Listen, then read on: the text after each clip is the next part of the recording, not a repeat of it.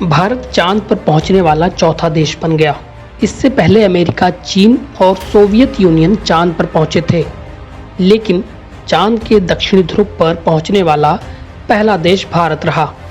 14 पृथ्वी दिनों में ही इसने एक महत्वपूर्ण मिशन को पूरा किया है। चंद्रयान 3 ने वैज्ञानिकों को बहुमूल्य डेटा और चंद्रमा का पता लगाने के लिए और ज़्यादा प्रेरणा दी है। भारतीय अंतरिक्ष अनुसंधान संगठन ने इसके नतीजों को दुनिया के साथ साझा किया। चंद्रयान 3 के प्रज्ञान रोवर ने चांद से जुड़ी महत्वपूर्ण जानकारियां दी हैं। चंद्रयान के प्रज्ञान रोवर के डेटा से पता चलता है कि इसकी मिट्टी में लोहा, टाइटेनियम, एल्युमिनियम और कैल्शियम है। इसके अलावा वैज्ञानिकों को हैरान करने के लिए इसमें सल्फर भी है।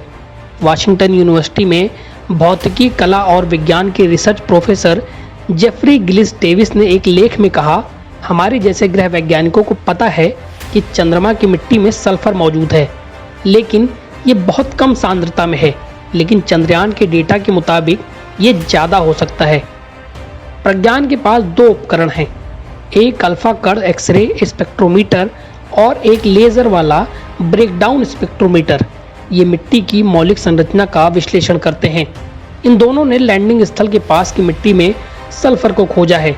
चंद्रमा के ध्रुवों के पास की मिट्टी में मौजूद सल्फर चांद पर जाने वाले अंतरिक्ष यात्रियों को वहां रहने में मदद कर सकता है।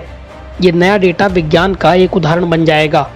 चांद पर मुख्य तौर पर 2 ही तरह की चट्टानें हैं, एक गहरी ज्वालामुखी चट्टान और दूसरी चमकीली भूमि। इन्हीं दोनों के कारण हमें चांद पर एक चेहरे की छवि दिखाई देती है। लेकिन सल्फर की खोज खास क्यों है? प्रोफेसर जेफरी ने इसी लेख में लिखा कि लंबे समय से स्पेस एजेंसियां अंतरिक्ष में अपना बेस बनाना चाहती हैं। सल्फर का इस्तेमाल एक संसाधन के तौर पर सौर सेल और बैटरी बनाने के लिए किया जा सकता है।